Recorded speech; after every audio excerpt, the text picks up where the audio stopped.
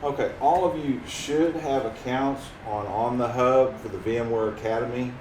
If you don't, or you've lost that email, I can resend your contact information. This all can be done in VMware Player, which is free, but it's a lot easier in VMware Workstation. VMware Workstation actually has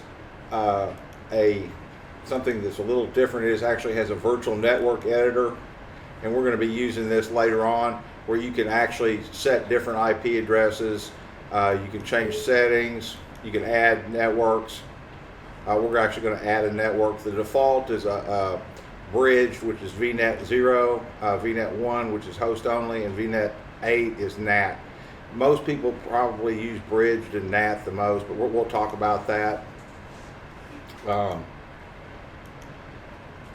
The scenario on this, and this is actually from a class that I'm taking. I was given a virtual machine, and I've been asked to run some Metasploit exploits against it, and all I was given was the IP address, and it's 10.10.250.250. Well, I could make it bridged, and I could put it on my network, but I'd have to change my whole network to match. Okay, so we're going to do all the matching and virtualization.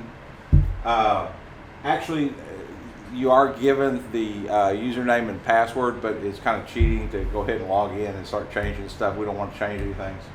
The other thing we're going to do is we're going to do the testing using Metasploit on a virtual Kali machine. This is going to be our topology. To make this work, we're going to use a virtual switch. We're going to create a VMware 2 network on this virtual switch. We're going to create a virtual machine that's actually it's a free BSD firewall that's pre-built. It's got a web interface. It's great for, I use it at home for my home network. But we're going to set it up so the LAN interface of the firewall is on the 10.10.250.0/24. Now, probably, the actual machine is actually on 10.10.0.0/16. But what if I do the /16? How many hosts do I have to scan? A bunch. Okay, about 65,000. Okay. So what we're going to do is we're going to go ahead and we're going to have the firewall get an IP address from either the classroom network or your home network. Okay, in the case of the classroom, it's 10.74.0.0/16. The other thing this will do is that our Kali machine will be able to go out to the internet, so you can go look stuff up or you can do updates. All the virtual machines are going to pull IP addresses from the firewall. We're going to set it up using the web GUI to be on this network. Okay, the only one the CHE victim will be there. We're going to download PFsense. Basically, it's free. It's easy.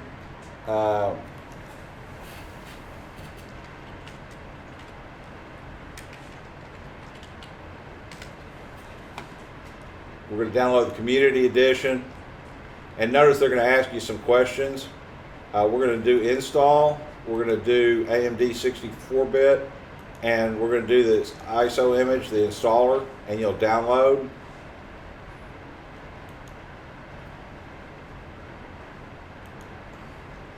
We're also, there's two ways you can do the Kali machine. You can either download an ISO image and create your own virtual machine, or you can download a pre-built one.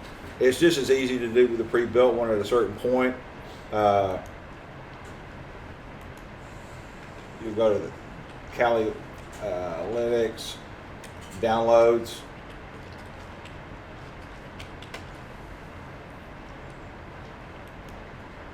And this will give you the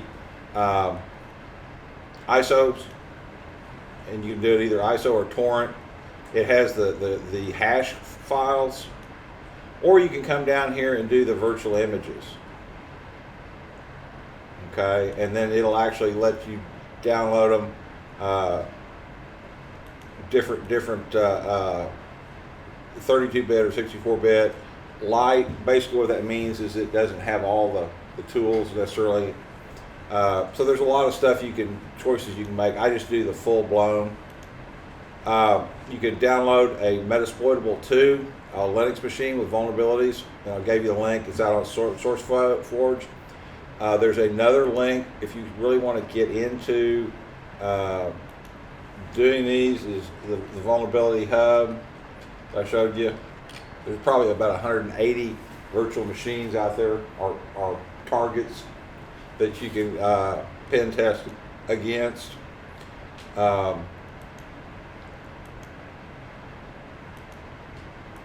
know, after we get through with this, we'll look a little bit at Armitage. Armitage is kind of a GUI for Metasploit, and we'll show you that, but I want to back up and show you some stuff as we go along. I've already downloaded these. One thing about the ISO image, it's going to come in a compressed file, kind of like a zip file, a GZ. You'll need 7-zip to unzip it, or WinRAR. I use 7-zip because it's free. There is also a MD. There is actually a. Where'd it go?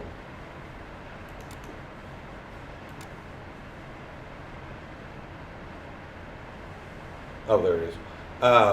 There is actually a hash value for the file, and I use one called a hash tab. I don't have the licensing here, but there's one called File Verifier 4, and you can drag and drop the file into there. And you'll notice, if I look at this is the hash, the SHA-256, that actually matches up to, well, what I need to do, I can actually open that with an editor. And if you'll notice, what that tells me is that this file has not been corrupted. And I usually look at the first 3 or 4 characters, and then I look at the last 3 or 4, and usually if they match, it's going to be pretty close. The file hash, a hash tab will actually match them and give you a green check box if they're all of them the same. That tells you it has not been corrupted. Somebody hadn't come in and modified it and embedded any malware or anything. It's a good idea for security reasons. I've gone ahead and created unzipped the Metasploitable and the CHE. That's Certified Ethical Hacker. This is a Windows 2003, and this is a Ubuntu 12, I believe. I've already extracted those. One of the things I strongly recommend is go to Preferences and move. By default, this is going to be on Drive C and the Users drive, and in your folder under Documents and then Virtual Machines.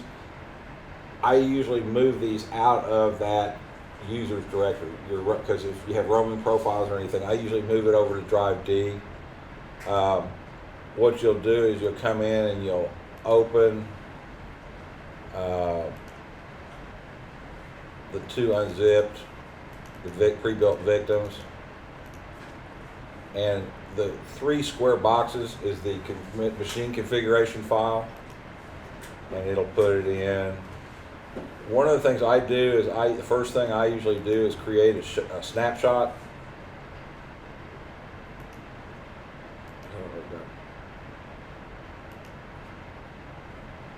Okay, this has already got a snapshot. I'm going to go ahead and take one anyway. And then I'm going to go ahead and add in Metasploitable.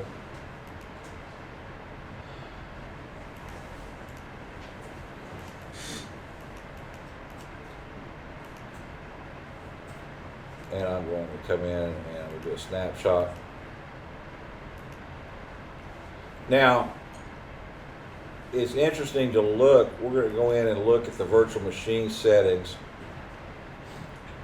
This virtual machine was actually deployed in an ESX environment.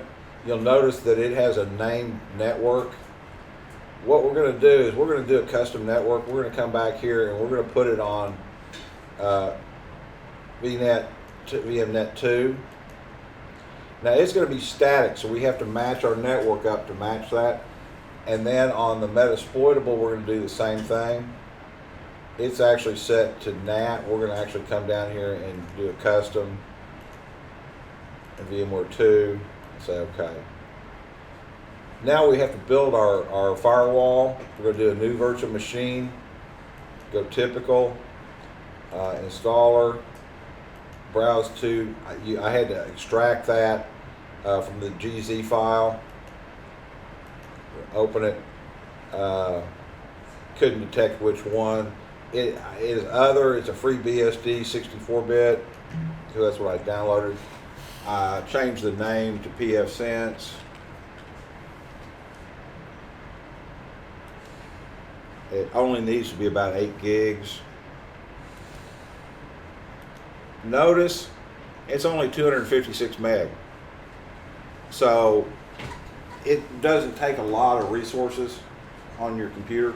If you're doing this at home, you've got to kind of keep track of the machines that you're opening and how much memory and how many processors they're using, because it'll start slowing it down. We are going to go in and we're going to change this NAT adapter to bridged. That's going to be the interface that allows us to access the internet. Okay, that's going to be the WAN interface. We're going to come back in and add an interface. If you do it here, and we're going to set that to custom. We're going to set that to the custom one we did. We're going to set it to 2. Okay. We're going to close that. Finish. We're going to go ahead and power it on and do the install. This goes very quickly.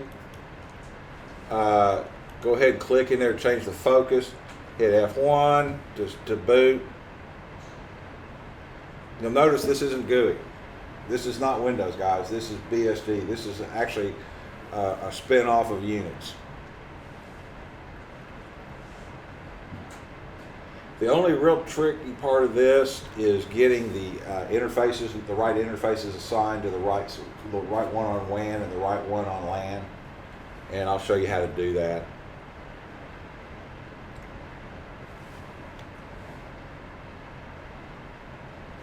I'll hit I for installer.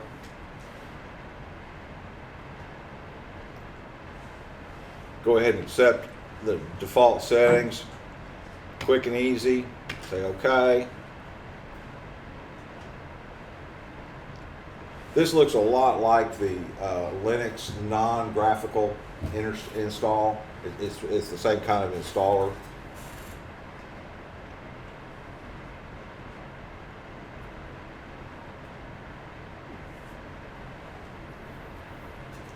Well, that's doing that. I'm going to change my focus. I'm going to come back here and I'm going to make sure that this one is now in the virtual network that we're assigning all the hosts to. We're going to do that. Now in the later exercises, maybe we may want to have a Kali on the WAN side and go actually do an attack through the firewall or jump different networks, but for right now we're just going to go with that. Go ahead with standard kernel. You can install this where you use a serial port. There's no VGA output at all, and you've got a serial port into it. Probably not the best to start off.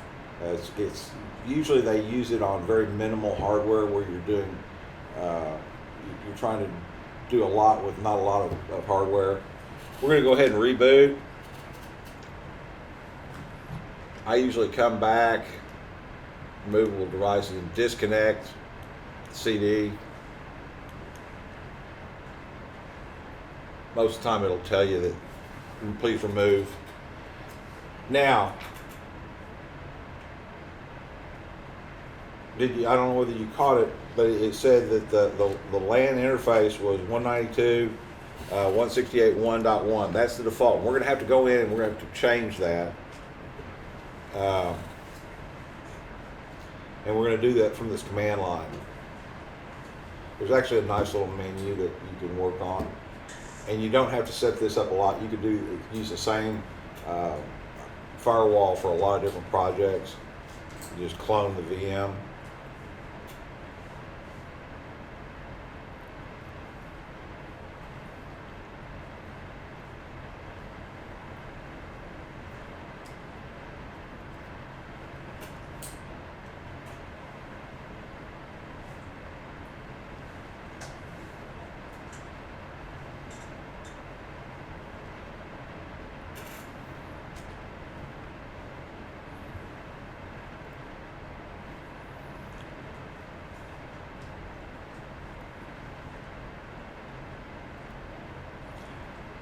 It's trying to resolve a DNS, but I don't think it's picking one up. We're gonna set all that manually, at least on the firewall.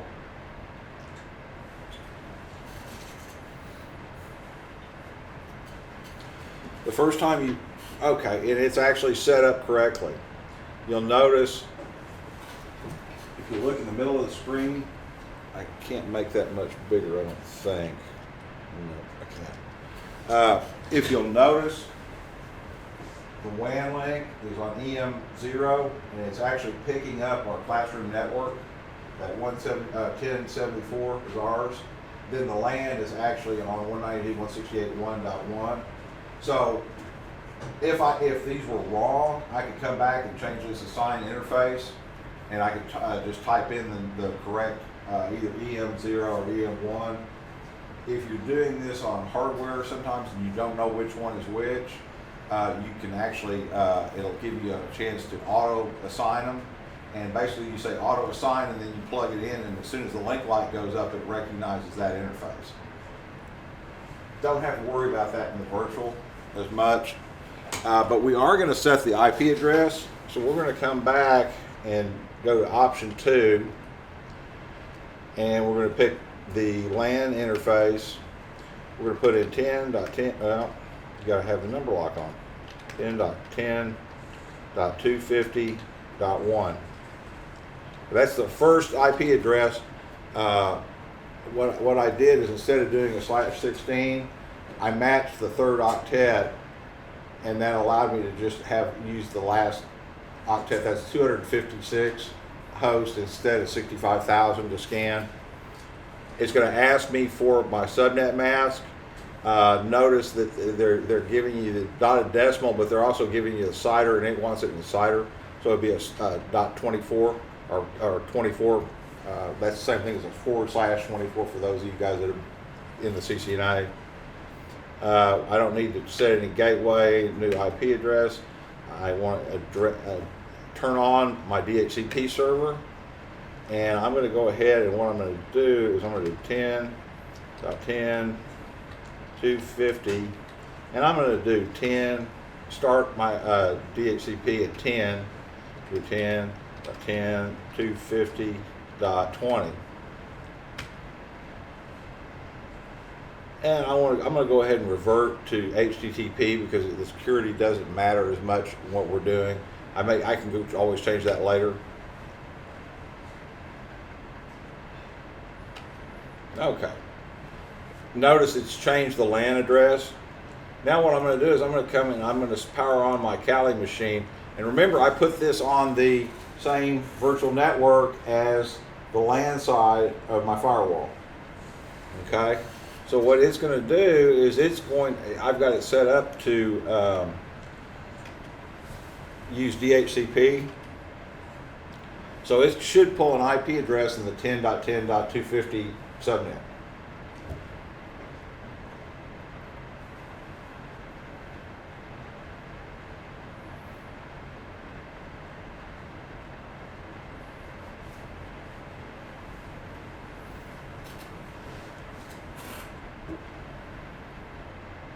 Come on.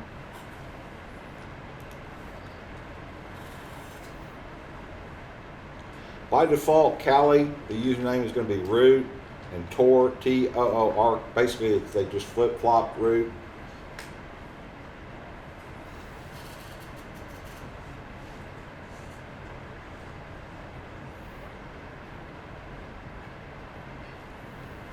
Okay, I'm going to verify that I'm pulling an IP address, so I'm going to use it. And remember, it's not IP config in Linux, it's IF config. Okay, so I am now pulling a DHCP address from here, so I know that's right. Well, the other thing I can do is I can go into Iceweasel, which is a fork of Firefox. I can go into that. It does have a lot of information about Kali, so I don't want to lose that. Let's do numlock 10.10.250. What did I make the IP address of the LAN side? .1. Okay. It's going to come up and it's going to actually give me the web interface for my firewall. And it should be admin and PFsense default. I don't remember it the first time because it's going to run you through a configuration and you're going to go ahead and hit next. Next. I would leave the name and all that. On the primary DNS server, I would go ahead and let that, don't set them here. Where you're actually going to set your DNS is you're going to set it on your DHCP server. Okay? So like my Kali right now doesn't have a DHCP server, so if I go to Yahoo, it's not going to work until I set that up in DHCP. So I'm going to go ahead and hit next. This is setting up the time server. It's important to have all your logs and stuff on the same time zone and have the time be right, because when you start logging this stuff, and notice that it's not doing it on Central Standard Time, it's doing it on Unifier for UTC, which is Universal Time. And it's just convenient to have all your logs set on that. We are going to do LAN interface. We're going to leave that alone. You can set up all kinds of WAN interfaces. You can do it on point-to-point tunnel protocol. You can set it up on PPOE, depending on what your provider is. Here's my LAN address, my subnet mask. I already set that, but I'm going to leave it. I'm going to leave the admin password alone. I'm going to say reload. I'm also going to go into the DHCP server. I'm going to come down here and I am going to put in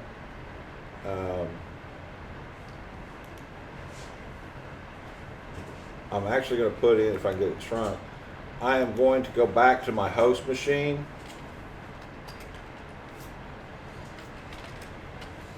Okay. Now I got to do all.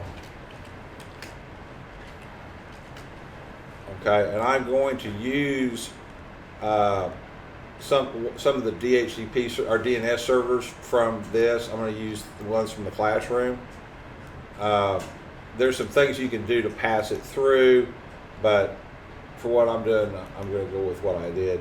I'm going to use the classroom 10.74.255.209 and 10.74.255.210 and go ahead and save that.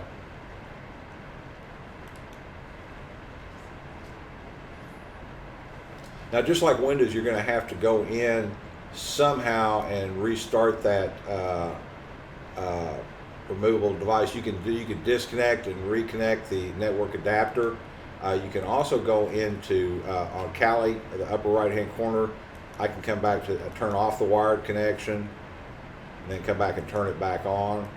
You can also do that from the command line. Now I have a DNS server. So at this point, it works. Okay, I've got the Kali machine is on a virtual network. It has access through the firewall to the outside. Now the tricky part is or it's actually pretty easy. We're actually going to go ahead and we're going to, I've already set these to the same network, okay?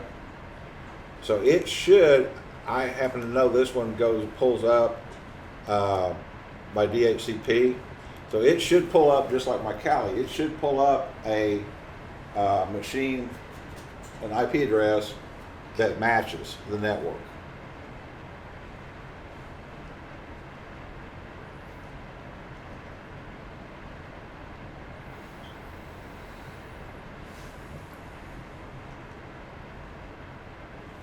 And while that's running, I'm going to go ahead and bring up the certified ethical hacker machine. I'm going to also say moved it. This is Windows 2003. It has a static IP, but I created my virtual network with a subnet mask and an IP that would match it. Okay, so it should come up, and I should be able to talk to it. And it should be able to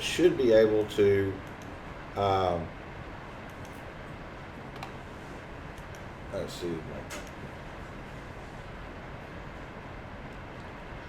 This Metasploitable 2 actually has some web servers and stuff, and I'll show you those. I forget what I haven't looked real deep into what this one is. Got to get them all the way up.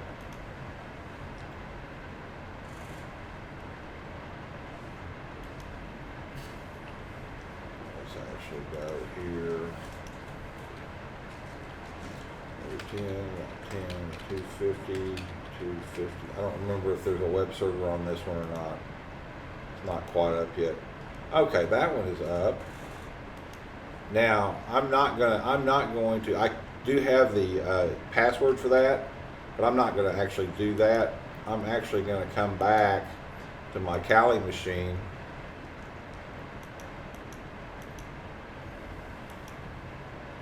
And I'm going to run Armitage, which is basically a front end for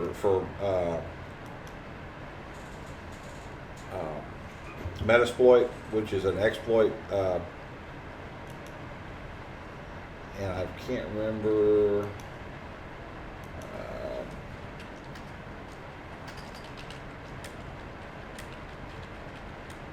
They changed the syntax to start the database.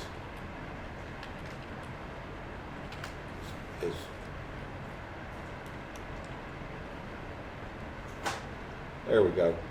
I'm going to go ahead and connect. It's going to fail. It's got the remote process server is not running, so I'm going to set that. And it's going to fail also. There we go. MF. That's the command I need if it doesn't come up.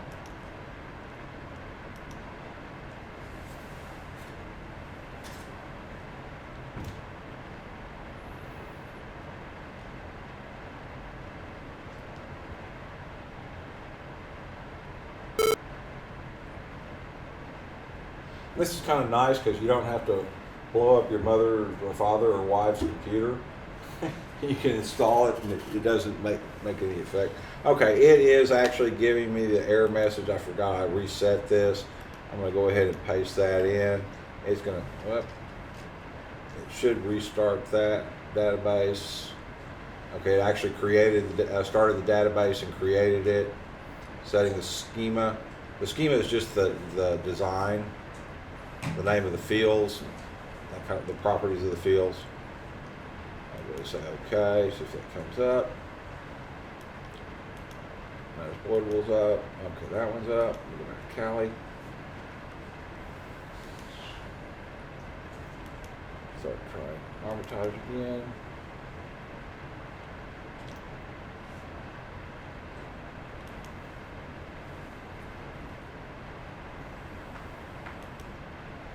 And you can't get too impatient like I do.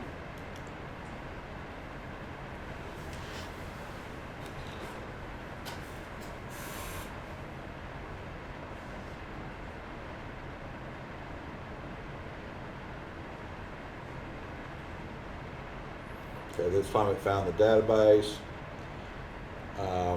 I'm not going to get into it. Yes, sir. Are you leaving? Okay, thank you. There are a number of ways to get the host in. I can either do it manually, just put one IP address per line. That's not very realistic. You may want to do this if you're doing a pen test somewhere and your statement of work only includes specific host IP addresses. You start pen testing stuff you're not supposed to. They get kind of bent out of shape about it.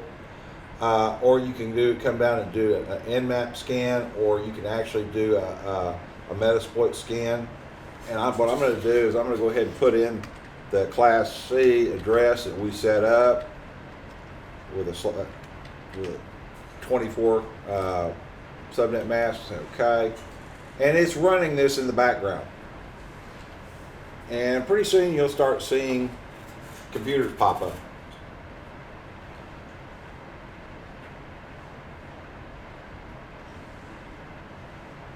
This is my firewall. This is my Metasploit machine. I mean my Kali machine. This is my Metasploit. This is my firewall. Okay, I'm going to continue to let that run.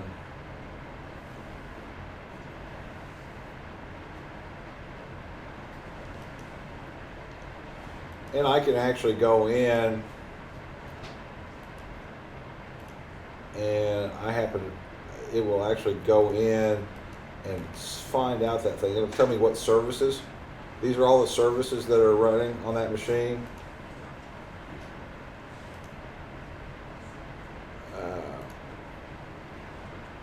As soon as it gets my Windows machine up, I've got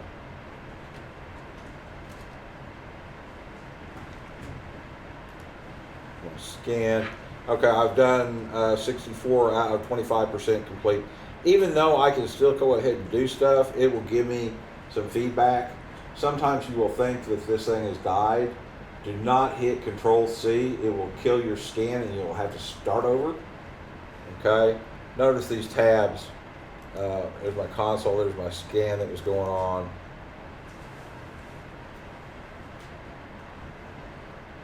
Actually, what I'm going to do is I am going to Control-C that. I'm going to kill that.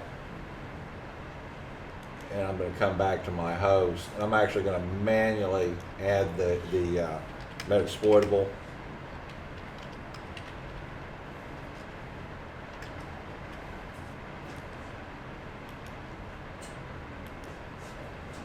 Okay, I'm going to go in and look at the services on that one. Let's scan it. Okay, I can tell pretty much just from the ports that it is Windows. It's got an email server.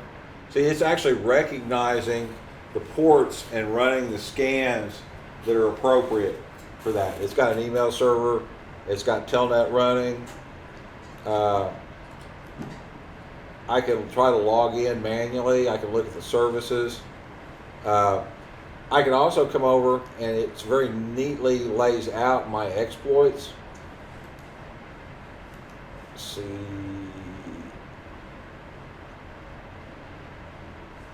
That is Windows, and I know it is 2003.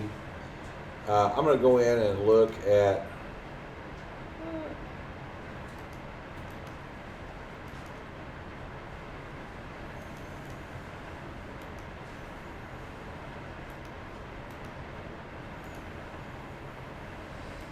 okay, it actually put a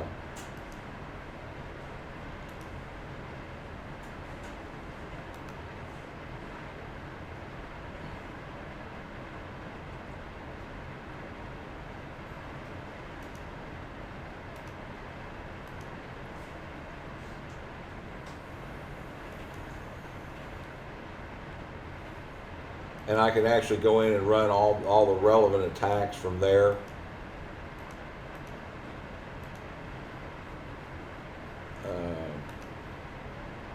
I'm having a brain seizure. Let's go to attacks, find attacks.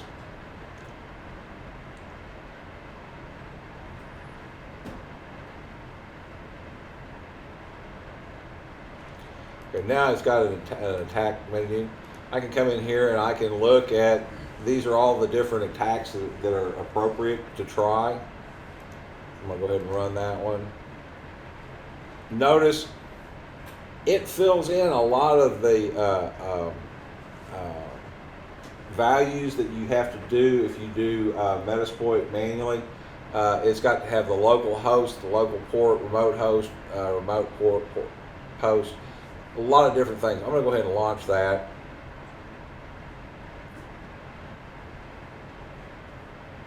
And it is open to okay, it has actually compromised that Windows machine.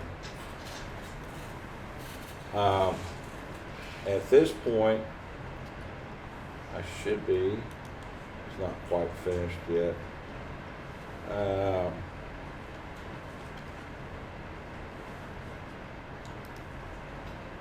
Now I can go into Metaterpreter 1, and I can actually come in and I can do dump the hashes off the machine. I can escalate my privileges. I can come in and let's go in with Metaterpreter shell. Okay, now I can do PS, and that gives me all the running processes. It's get GUID. Nope, that's wrong. It'll give me the commands. I can come back and I can open a command shell, just like I was on that. If you can see the bottom where it says Windows System 32, who am I? Which is Windows command. I am actually NT authority / system. Okay, there I've got a directory of that file. I've got full access to the file system. And how long did that take? And I don't do this every day, so I kind of bumbled it. That's one of the reasons you don't run older operating systems. This is also not patched. There are a number of other, I can attack the email servers, FTP, the web server, IIS specifically, Microsoft SQL. I don't know why, I must have a Novell client, Oracle, real server. Let's check exploits. Let's see if there's, if not exploit. Okay, that particular, the real server attack will not work on this one. Let's just check exploits. That one doesn't support it. And what it's doing when it goes out there and checking, it's running some commands. It's looking at the version of the software to see if it's something that can be exploited. One thing I did not do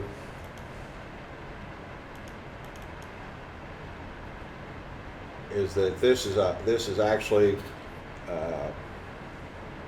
one thing. If you've been doing Linux, what do you notice about the command prompt on this?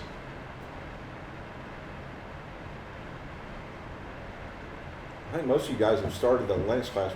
Does that look like the normal command prompt that you see? Okay, that's actually root level. You're running everything as root. That's kind of a no-no most places, but this is in the Pentest distribution. Now you can do some things and run a lot of this stuff, but just FYI, you don't have to do the sudo. Remember I talked about having the internet access was a big plus. I can run my updates from my virtual network. I don't have to worry about changing everything. I'm just running it, and it's going to run an update. There's actually some more exploits out there in Metasploit that if you don't do the update, won't show up. So I'm just going to run that.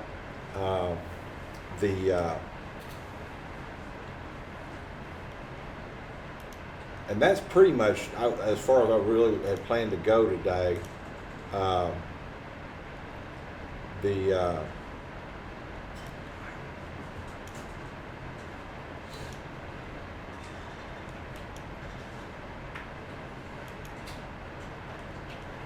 You know, this is a kind of the mantra of if you're a pen tester. The quieter you are, the more you hear. If you're making a bunch of noise, you're going to set off alarms, people are going to respond, you're not going to hear things. So the quieter you can do this, and if you, the less noise you can make and get in and do stuff, the better off you are. And I'm going to put some information, the links and stuff out on Blackboard. So if you guys want to do this, you can. And I'm actually going to make this into a video and put it on YouTube. And as soon as I get that done, I will let you know.